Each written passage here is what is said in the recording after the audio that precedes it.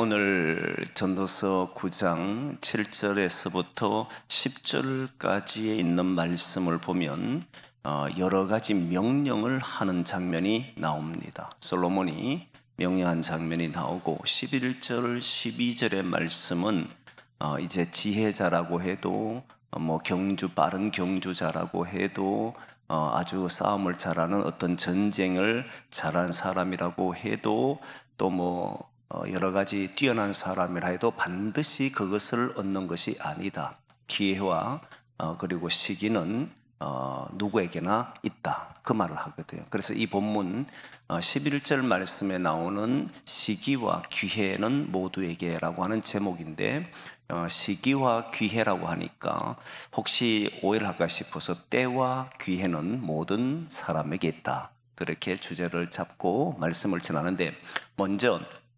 7절에서 10절까지의 내용을 보면 솔로몬이 명령을 하는 게 있어요. 그 명령이 뭐냐면 너는 가라 이렇게 이야기해요. 가라. 가서 뭘 하느냐? 음식을 먹는데 기쁘게 먹어라. 그리고 포도주를 마시는데 즐겁게 마셔라. 그죠? 이렇게 즐거운 마음으로 마셔라. 이렇게 이야기를 합니다. 그러면서 또 이야기하는 말씀이 8절에 보면 내 의복을 희게 하라. 명령이잖아요. 희게 하라. 희도록 만들어 가도록 이렇게 권하는 게 희게 하라. 명령이에요. 명령이고 또 하나는 내 머리에 향기름을 그치지 말라. 그치지 않도록 하라. 바르라는 거잖아요. 향기름을 머리에 계속 바르기를 이제 명령하는 거예요. 그리고 9절 말씀에 가면 헛된 평생의 날들 속에서 내 아내와 함께 즐거워하라. 그렇게 이야기합니다. 10절 말씀에는 내 손이 일을 얻는 대로 힘을 다하여 해라. 이렇게 명령이 여러 면에 걸쳐서 나오게 되는 거지요.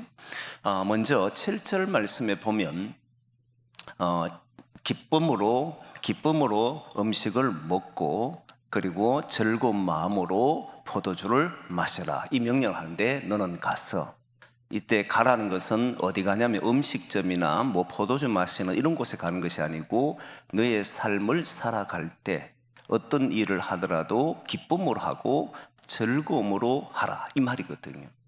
보통 음식을 먹을 때 기쁨으로 음식을 먹는 사람도 있고 음식을 먹고 즐거워하는 사람도 있습니다. 음식 먹고 기분 좋은 사람도 있고 기분 좋아서 음식 먹는 사람도 있어요. 포도주를 마셔도 마음이 즐거워서 포도주를 마시는 경우가 있고 마음이 즐거우려고 포도주를 마시는 사람, 괴로우니까 힘드니까 이렇게 되면 음식과 포도주에만 집중해 버리게 됩니다. 그렇게 되잖아요. 밥 먹을 때, 음식 먹을 때 즐거운 마음으로 먹어야 돼. 그리고 포도주를 마실 때는 힘들고 어려운 마음 그리고 괴로운 마음으로 마시지 말고 즐거운 마음으로 마셔. 우리도 흔히 그런 이야기를 많이 합니다. 즐겁게 먹는 음식은 약이고 즐겁게 마시는 포도주는 약이다. 이런 이야기들을 많이 하잖아요. 그런데 일반적으로 우리가 살아갈 때 보면 음식을 먹고 그 음식 때문에 즐거워한 사람들이 생각보다 많습니다. 저는 여러분들도 잘 알지만 음식에 그렇게 미련 있는 사람이 아니잖아요. 또 음식 때문에 음식 먹고 즐거웠던 기억이 잘 없어요. 하여튼 음식 때문에 기쁘다, 이 음식도 먹으러 가지 이런 생각을 잘 하지 않을 만큼 음식에는 별로 관심이 없는데 그런데 음식에 그래 이야기하니까 사람들이 제게 하는 말이 목사님 어떻게 음식의 즐거움, 먹는 즐거움을 모릅니까? 그런 이야기예요. 먹는 즐거움보다 노는 즐거움이 훨씬 좋잖아요. 먹는 즐거움이 사실 제가 어렸을 때부터 부모님 밑에 있을 때 밖에서 축구를 하고 운동하고 친구들하고 노는 걸 너무너무 좋아했어요. 근데 노는 걸 중단해야 될 때가 언제냐면 밥 먹으러 할 때입니다. 밥 먹을 때만 되면 집에 돌아 빨리 밥 먹어 이런단 말이에요. 그러니까 음식 먹는 게 그렇게 기분이 안 좋았어요. 음식 먹고는 빨리 뛰어나가다 보니까 여러분 알지만 제가 굉장히 빠르게 음식을 먹잖아요. 어릴 때부터 밖에 나가서 노는 거를 워낙 좋아해서 하여튼 앉아 밥 먹는 시간 너무 아까운 거예요. 그래서 빨리 먹고 나가려고 그러다 보니까 이게 습관이 되고 지금까지 왔는데, 어쨌든 음식을 먹으면서 즐겁다라고 하는 생각은 이 말씀을 준비해 보면서 생각해 보니까 그렇게 많지는 않았던 것 같아요. 근데 오늘 본문에 음식을 먹을 때는 즐거운 마음으로 먹으라 그러고 기쁜 마음으로 먹으라 그러고 포도주를 마실 때는 즐거운 마음으로 마셔라 이렇게 얘기했다면, 이 순서가 거꾸로 되면 안 돼. 삶을 살 때 이게 단순히 음식과 포도주를 말하는 것이 아니고 삶을 사는 방식을 이야기하는 겁니다.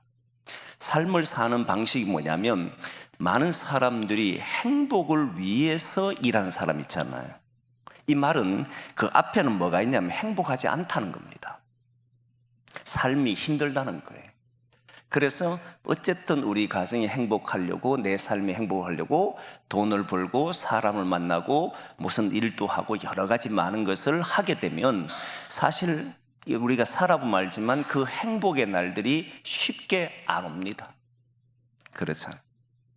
뭔가를 이루기 위해서, 내 마음이 즐겁기 위해서 음식을 먹으면, 좋은 음식 먹으면 마음이 즐거울지는 잘 모르지만, 근데 마음이 기쁘고 음식을 먹으면 이미 그 자체가 기쁘기 때문에 음식이 어떤 음식이 나와도 상관이 없어요. 이 삶이 이미 기쁨이 있고 즐거움이 있는 채 삶을 사는 사람은 어떤 일을 해도 괴롭다, 힘들다, 고통스럽다, 정말 왜 나의 인생은 이런 일들로 일어나는가라고 말하지 않고 그 자체를 즐거워합니다. 기뻐하는 거예요. 이미 삶 자체가 기쁘니까. 그런데 삶 자체가 기쁘지 않으면 뭔가를 해야만 기쁨이 오는 줄 알고 막 애를 써요. 나중에 보면 그런 기쁜 날을 잘 만나지를 못함. 있기는 있는데 또 금방 만나고 나면 또 다시 그걸 위해 살아가는, 먹고 나면 기쁜 마음이 생겼는데 배가 고프니까 또 기쁨은 사라져버리고 또 먹어야 되고, 이런 식의 삶이 이루어지는 거예요. 예전에 어떤 그런 영성 훈련하는 데로 이렇게 가보면 정말 대접을 잘 하는 곳이 있습니다. 그런데 그렇게 대접을 받을 때 저는 그 대접 받는 것이 물론 너무 감사한데 하나님께서 주신 은혜가 있으니까 그냥 그 대접하는 사람들이 고마운데, 그 고마운 것은 고마웠지만 마음 자체가 괴로움이 별로 없었거든, 그 당시에는. 그러니까 모든 게 감사해. 가도 감사하고 먹어도 감사하고. 그런데 어떤 이들은 삶이 너무 힘드니까 그렇게 대접받는 순간에 거기서 막 눈물 흘리고 막 난리 났어요.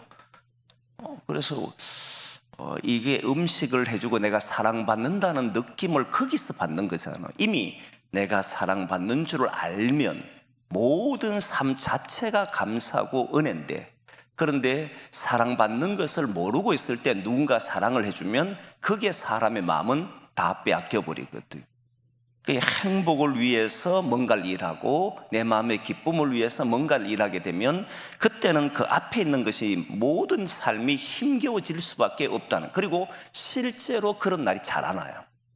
신앙인의 놀라운 점이 뭐냐면, 신앙인은 이 사고가 완전히 전환됐어요.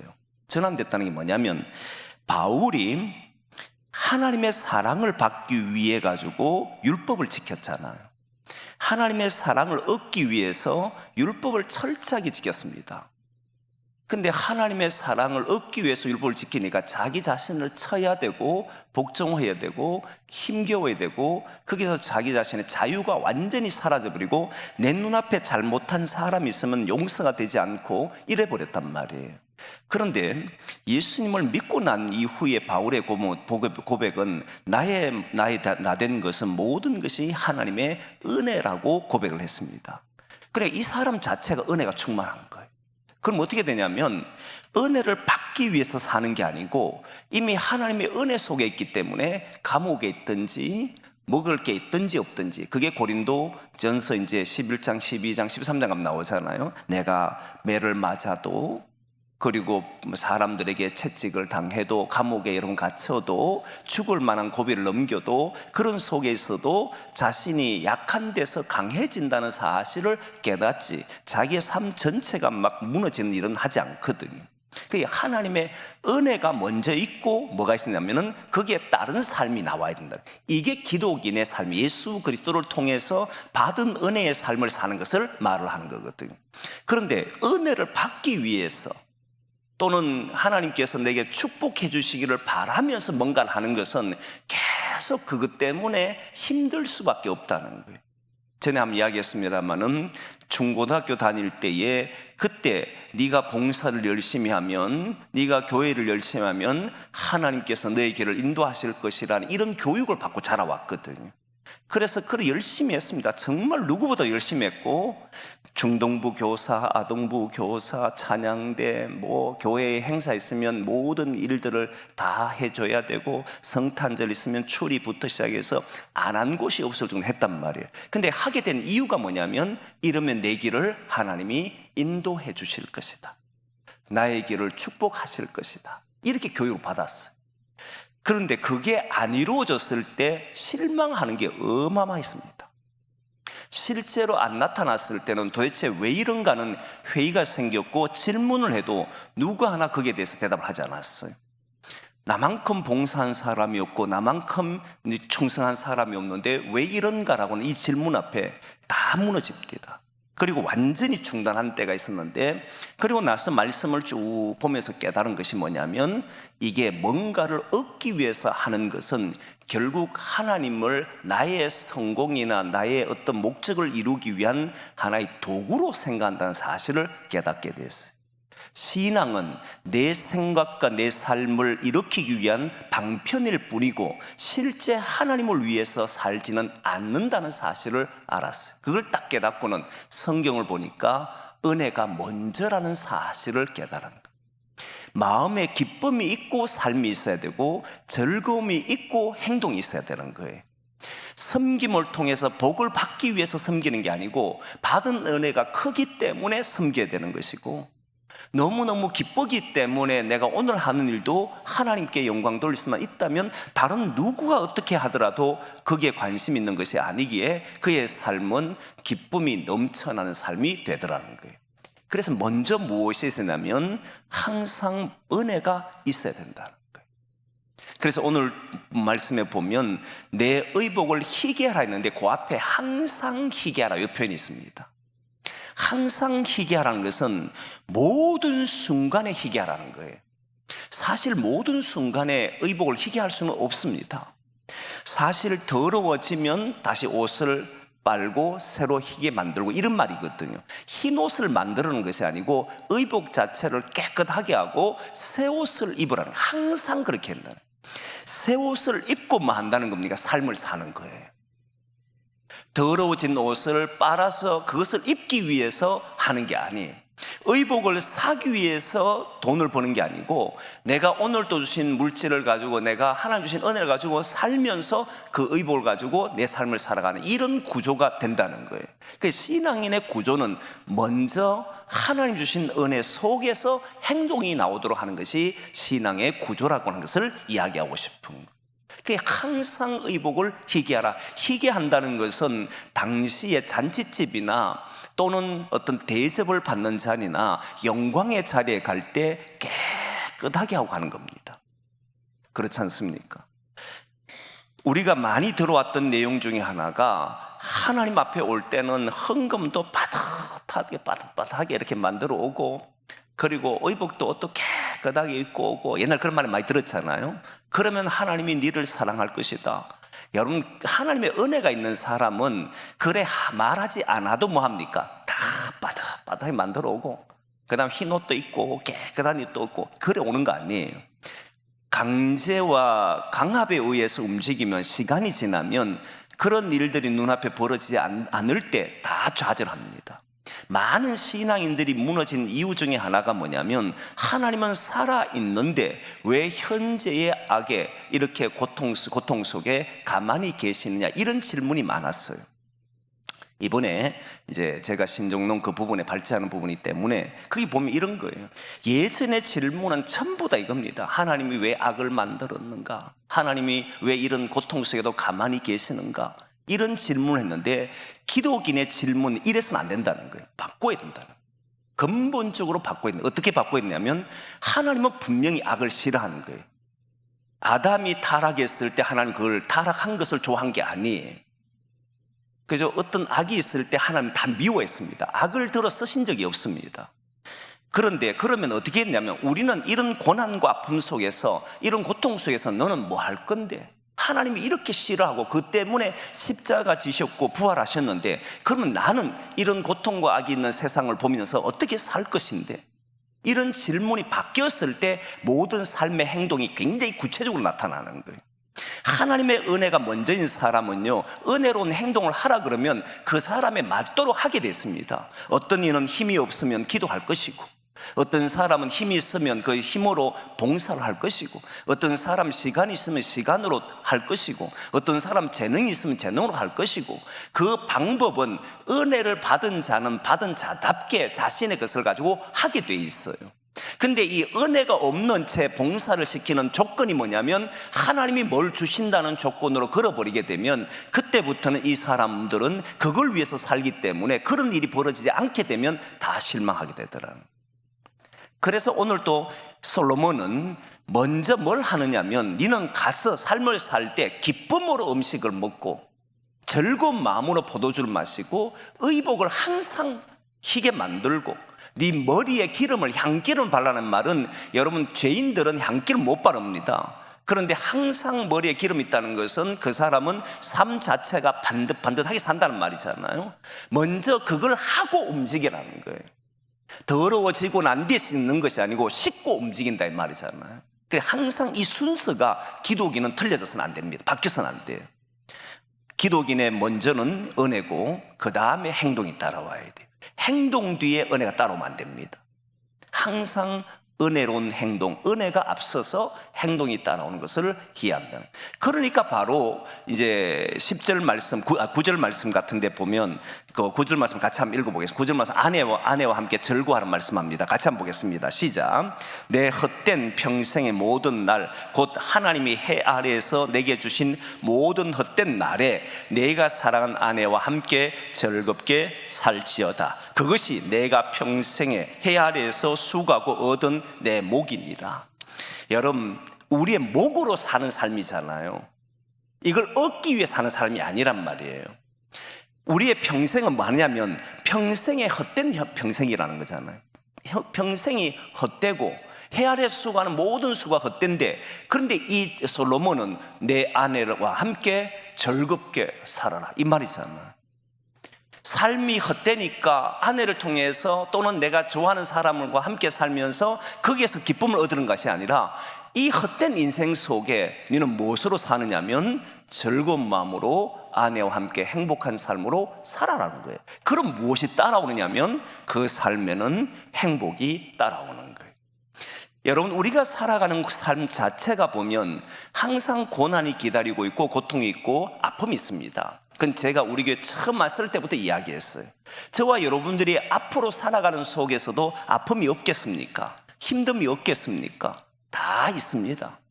그게 우리를 기다린다라고 할 수밖에 없을 정도로 우리 만나게 될 겁니다. 과거에도 있었고 현재도 만날 것이고 앞으로 미래에도 이 일은 기다리고 있습니다. 그런데 삶을 어떤 자세로 살아가느냐를 이야기할 때 기쁨으로 살고 즐거움으로 살아간다는 거예요. 헛된 평생이기 때문에 수고해도 소용이 없네, 공허하니까 이런 게 해봐도 다 헛되니까 할 필요가 없네, 그게 아니라 그 속에서 말하는 거예요. 아내와 함께 즐거워하라, 기뻐하라. 이 기쁨으로 모든 삶을 살아가게 되면 그때서 뭐 하냐면 오늘 7절 말씀을 보면 그 말씀이에요. 그 이유가 뭔지를 설명하는 거예요. 한번 보겠습니다. 7절 말씀 봅니다. 시작. 너는 가서 기쁨으로 내 음식물을 먹고 즐거운 마음으로 내 포도주를 마실지어다. 이는 하나님이 내가 하는 일들을 벌써 기쁘게 받으셨음이니라. 그러니까 하나님은 우리가 하고 난 뒤에 기쁨을 얻는 게 아니고 이미 우리가 할 때, 우리가 움직일 때 하나님 기쁨을 받는다는 거잖아요. 이미 우리를 사랑하셨고 우리를 택하셨다면 우리의 행위가 하나님을 기쁘게 하는 행위다 이 말이에요. 지난 주간에 사람이 미움을 받을지 사랑을 받을지 우리는 알 수가 없다. 그리고 사람은 다 같은 운명을 가지고 있다. 잘 사는 사람이든 예배를 드리는 사람이든 드리지 않는 사람이든 그저 의인이든 의롭지 못한 사람이든 다 죽음 앞에 섭니다. 그러나 의인과 악인, 예배 드린 자와 드리지 않는 자, 그리고 사랑받는 자와 받지 못한 자 차이가 뭐냐면, 거기에서 나오는 차이는 그렇다 해도 나는 뭘 위해 산다는 겁니까? 나는 의롭게 살겠노라. 나는 이렇게 살아도 뭐 다 똑같이 죽는 운명인데 그렇게 생각하지 않고 그럼에도 나는 예배를 드리겠노라. 이게 먼저 이루어지고 사는 거잖아요. 선택을 그렇게 하는 사람을 누구라고 그러냐면 믿음의 사람입니다. 그 믿음의 사람이 그렇게 선택하니까 하나님은 뭘 여겼다는 겁니까? 우리를 기쁘게 이미 여겼다는 거예요. 기쁘게 여겼기 때문에 네 하는 행위, 네가 하나님 앞에 하는 모든 행위, 네가 하나님의 사람을 살아가는 모든 행위들이 하나님이 기뻐하는 것이기 때문에, 그런데 왜 너는 기뻐하지 않느냐? 너는 왜 즐거워하지 않느냐? 이미 하나님이 네 인생을 구원했고 세상에 어둠이 주관하지 못하도록 했다면 당연히 네 모든 삶이 기쁨으로 이루어져야 되고 즐거운 마음으로 해야 되는데, 그 기쁨을 얻기 위해서 하고 즐거움을 얻기 위해서 삶을 산다면 하나님이 우리에게 하신 이 행위가 아주 이상하게 돼버리는 거잖아요. 하나님이 우리를 기쁘게 여겼다면 우리는 그 기쁨을 가지고 삶을 사는 것이 옳다. 이게 솔로몬이 말하고 싶은 거잖아요. 정말 솔로몬은 지혜로운 사람, 이런 것을, 이 관계를 이해할 수 있고 깨달을 수 있는 은혜는 정말 탁월하지요. 사람들은요, 어떤 문제가 딱 일어나면 과거에 있는 데이터에 의해서 오늘의 문제를 대처한다고 제가 이야기를 했지 않습니까? 근데 요즘 과학계도 깜짝 놀랐습니다. 저는 과학계를 잘 모르지만 말도 되지 않는, 누가 봐도 이해되지 않는, 이건 안 된다라고 하는 것을 미리 설정을 한다는 거예요. 해놓고 오늘 문제를 바라보고 과거의 데이터를 참조한다는 겁니다. 과거의 데이터를 이용해서 그것을 기반으로 해서 오늘 답을 내린 게 아니고 이미 미래에 일어날 문제를 다 설정을 하고 그걸 이루기 위해서 어딘 걸 사용하냐면 과거에 있는 자료들을 인용해서 오늘 현재에 쓴다는 거예요. 이 삶이 완전히 다르잖아요. 우리는 하나님의 나라가 이루어진 적이 없습니다. 우리가 바라는 것은 하나님의 나라잖아요. 하나님 나라 이루어집니까? 저는 이루어진다고 믿거든요. 우리 교회 하나님 나라 이루어집니까? 이루어집니다. 이게 몇 번이나 이야기했지 않습니까? 근데 사람들은 그걸 잘 못 믿어요. 그러면 어떻게 하면 하나님 나라 이루어지는가? 오늘 사랑하면 되는가? 기도하면 되는가? 오늘 봉사를 하면 되는가? 그렇게 해도 사실 만날 날이 잘 없지 않습니까? 보면 우리가 살아가는데. 그러니까 많은 사람들은 데이터를 또 연구합니다. 우리가 어떻게 했을 때에 그 교회가 정말 좋더라, 이 교회 이거 하니까 이 교회 좋더라, 막 과거의 자료들을 막 해가지고 오늘 적용하는 거잖아요. 그런다고 해서 그날 만날 수 있느냐면 쉽지 않을 겁니다. 우리 사회를 한참 앞서갔던 많은 교회들이 있습니다. 예를 들면 풍성한 교회, 그 부산에 있는 풍성한 교회, 서울에는 일산에 있는 한소망 교회, 이런 교회들은 알파라고 하는 것과 D12라고 하는 이런 것들을 통해서 했습니다. 그 많은 사람이 배우러 갔어요. 저는 어리석다고 이야기했습니다. 왜 어리석었냐면 거기에서 가르쳐 준 모든 것은 약 13년에서 15년 사이에 자신들이 실패와 실패를 거듭해서 만든 겁니다. 근데 요즘 세상이 얼마나 빠르냐면 10년의 강산이 변했을 때는 배울만 합니다. 그런데 1년 만에 다 바뀌어버립니다. 그런 세상에서 최고의 정점에 이뤘던 것을 지금 배우러 간다고요? 그걸 데이터를 삼아서 우리 교회에 부응한다고요? 어리석은 짓이라고 생각하는 거예요. 저는 오히려 하나님의 나라를 우리는 같이 꿈을 꾸고, 그럼 오늘 우리는 하나님 나라 이루기 위해서 뭘 할 거냐 했을 때 과거의 자료를 잘 참조해서 오늘 우리에게 맞는 것을 만들어내는 것이 저는 훨씬 더 옳다라고 생각하는 사람. 이게 기독교의 생각입니다. 이 사고를 전환시켜 준 것이 말씀이고, 솔로몬도 이미 그때 그런 생각을 했다는 거잖아요.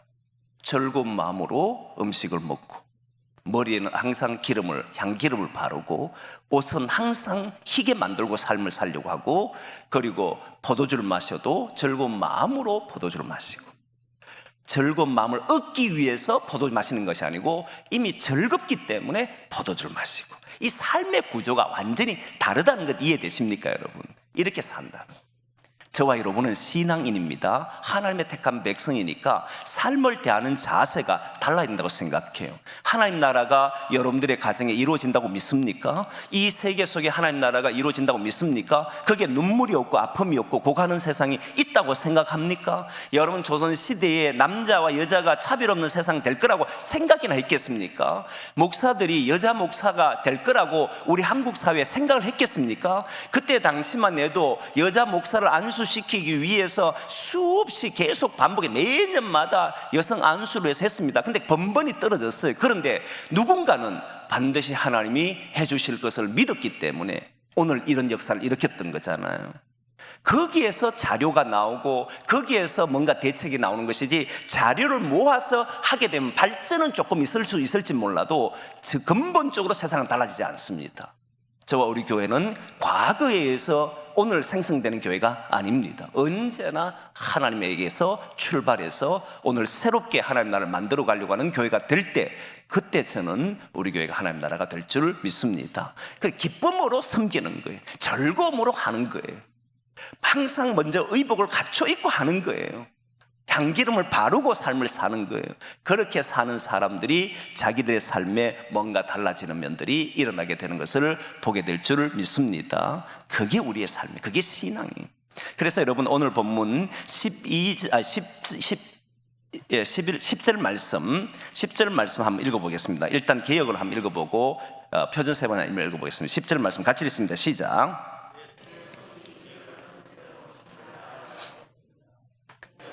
장차 들어갈 서울에 너도 일도 없고 계획도 없고 지식도 없고 지혜도 없음이니라. 이 말이요, 한번 표준 세 번을 읽어보겠습니다. 혹시 네, 같이 보겠습니다. 맞죠? 읽어보겠습니다. 시작. 내가 어떤 일을 하든지 내 힘을 다해서 하여라. 내가 들어갈 무덤 속에는 일도 계획도 지식도 지혜도 없다. 무슨 말 이해됩니까? 죽어보면 아무것도 없어. 살아있을 때 다 필요한 거잖아요. 지식도 지혜도 일도 다 살아있을 때 필요한 거예요. 우리가 눈을 감고 나면 지혜도 필요 없고 지식도 필요 없고 아무것도 필요 없습니다. 오늘 우리에게 주신 이 한평생, 언제 하나님 부르실지 모르지만 살아있다는 것은 제가 항상 희망 있는 사람이고, 희망 있는 사람은 내가 아무리 고난 속에 있어도 그게 뭘 가지고 살아야 된다는 겁니까? 기쁘게 사셔야 돼요. 즐겁게 받아들이세요. 아침에 눈을 뜨면 괴로워하면 안 된다는 거예요. 어떤 장애우의 어머니가 일반 학교를 다니는데 학교에서 받아주지를 않았습니다. 그래도 그 어머니는 학교를 찾아다니면서 내 아들을 받아달라고, 이 아이가 정신적으로 문제 있는 건 아니고 이제 지체 장애자인데 안 받아준 게 옛날입니다. 그래서 온 학교를 다 다녔어요. 근데 겨우 받아주는 학교에 있었어요. 너무너무 감사하게 다녔습니다. 근데 이분이 예수를 믿지 않았어요. 아들이 예수를 믿었어요. 근데 그 아들이, 어머니가 이제 암이 걸려서 병원에서는 더 이상 희망이 없다 이야기하고 저에게 찾아와서 어머니를 좀 만나주면 안 되겠냐 해서 만났습니다. 그 어머니를 만났는데 그 어머니가 아침에 눈 뜰 때마다 괴롭다는 거예요. 그래서 밤에 데려갔으면 좋겠다. 너무 괴로우니까. 사실 저는 잘 모릅니다. 여러분들도 잘 모르죠. 이게 암의 고통이 얼마만큼 되는지는 사실을 경험해 보지 못한 사람은 잘 몰라요. 근데 제가 아는 것은 이 어머니가 자식을 키우면서 고통받은 것은 이보다 더 하다는 것은 알겠더라고. 안 그렇겠습니까? 자녀 아들 때문에 운 세월, 눈물 흘린 세월은 아마 제가 상상하기 어려운 세월을 보냈을 겁니다. 그때 그랬어요. 어머니, 그때 무엇 때문에 참으셨냐? 무엇 때문에 견디셨냐? 그 힘든 세월을 무엇 때문에 사셨냐? 그러니까 아들 때문에. 지금 이 아들이 당신 살려달라고, 당신 예수 믿으라고 권하고 있다. 하루라도 더 살기를 바라고 있는데 그거 못하겠냐? 목사님, 내가 얼마의 큰 고통이 있는지 아십니까? 당신 옛날에 이보다 더 큰 고통이 없었냐니까. 그때 이 어머니는 마지막 순간까지 아들을 위해서 아침에 일어날 때 힘들지만, 아프지만 기쁘게 일어나고 그렇게 삶을 사는 거예요. 그러니까 나중에 하나님 부르심을 받고 가고 제가 장례를 집례했는데 그렇게 사는 거예요. 여러분, 우리의 삶이 오늘 내가 고통 속에 있다 할지라도, 힘든 속에 있다 할지라도 하나님 주신 인생이라 생각하면 여러분, 그때 우리는 뭘 할 건가? 죽고 나서 해봐야 아무 소용이 없잖아요. 그때 뭐 할 거냐면 하루라도 기쁘게 사시라. 그죠? 하루라도 하나님의 뜻을 위해서 사시라. 기도할 때 그렇게 기도하시고 삶을 사는 것이 저는 옳다라고 생각합니다.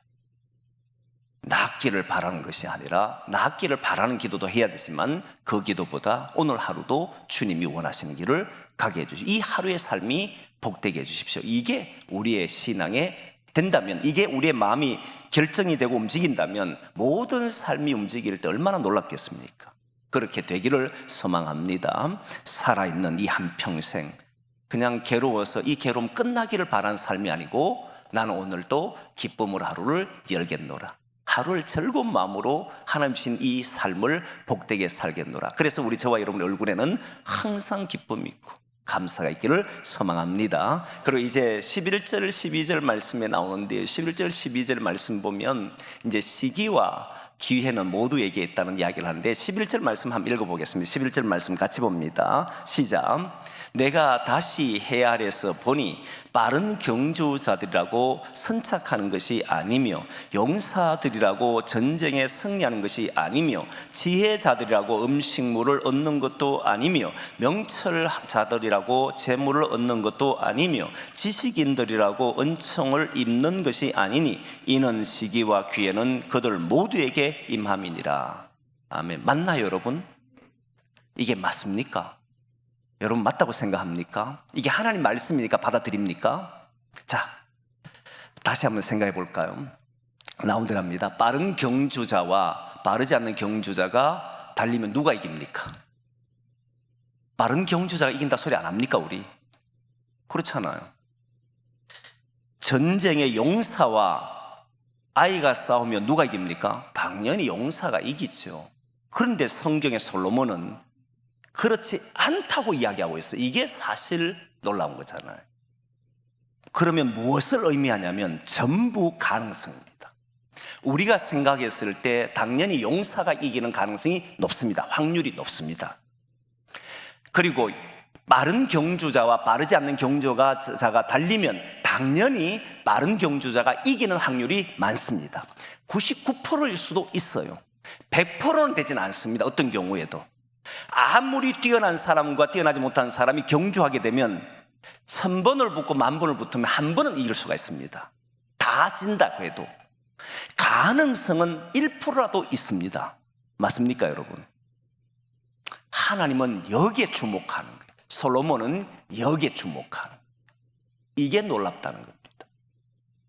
우리는 이미 가능성이 없다라고 생각하면 포기해버리는데, 가능성이 없다라고 생각하는 사람은 누굴 믿지 못하냐면 하나님 믿지 못하는 거잖아요. 그 가능성은 누가 주시느냐면 하나님이 주십니다. 그러니까 우리는 안 된다라고 포기하는 삶이 되어서는 안 된다는 거예요. 그러니까 때와 그 시기와 기회는 모두에게 줬는데, 사실은 빠르지 않는 사람, 용감하지 않는 사람, 그 다음에 지혜자가 아닌 사람, 지식이 없는 사람에게는 가능성이 거의 없어요.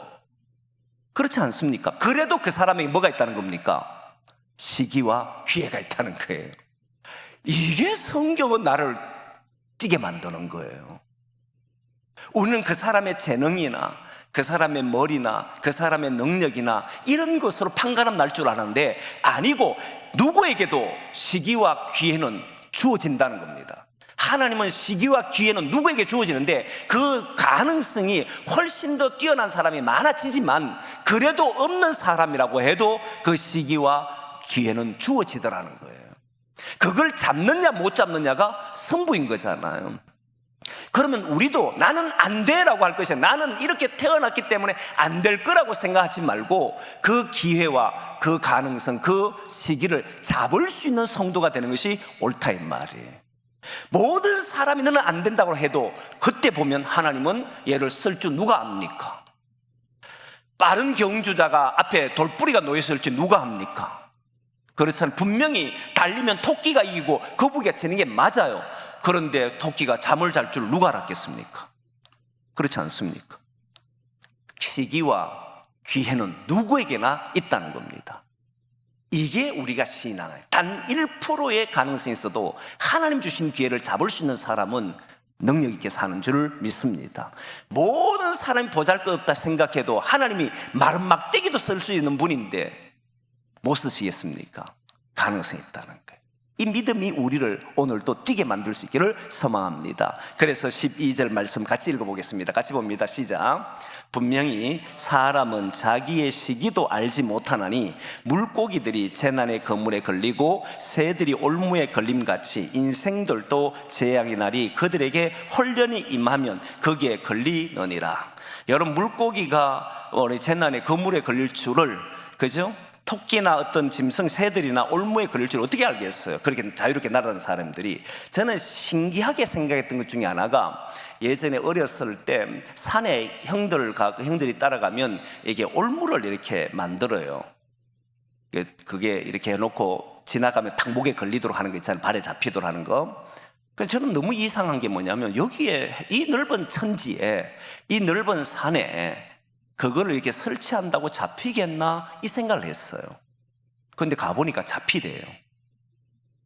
그 많은 넓은 땅에 잡히더라고요. 물론 그 사람의 경험과 이런 것들을 통해서 잡지만 그래도 잡히더라는 거예요. 잡힐 줄 누가 알겠네요. 잘 달리던 사람이 발목 잡혀 못 갈지, 그리고 아무도 모르는 거잖아요. 그 시기와 기회는 우리 모두에게 있다는 사실을 믿기를 원합니다. 그러니까 삶에서는 우리는 희망을 포기할 수 없고 언제나 기쁨으로 대할 수 있고 즐거움으로 대할 수 있는 줄 믿습니다. 그래서 혹시 지금이라도 나는 기회가 없는 것처럼 생각하거나 나의 때가 언젠가를 잘 모르는 사람, 두려워하지 말고 주님 앞에 부르짖고 그날을 바라보고 살아가는 저와 여러분 되고, 특히 저는 우리의 자녀들, 우리 교회 어린 생명들 보고 그 인생 하나님의 손에 잡히면 되는 거니까 우리가 아니 된다, 부족하다 생각하지 말고 언제나 그들에게 희망과 격려를 줄 수 있는 성도가 되기를 소망합니다.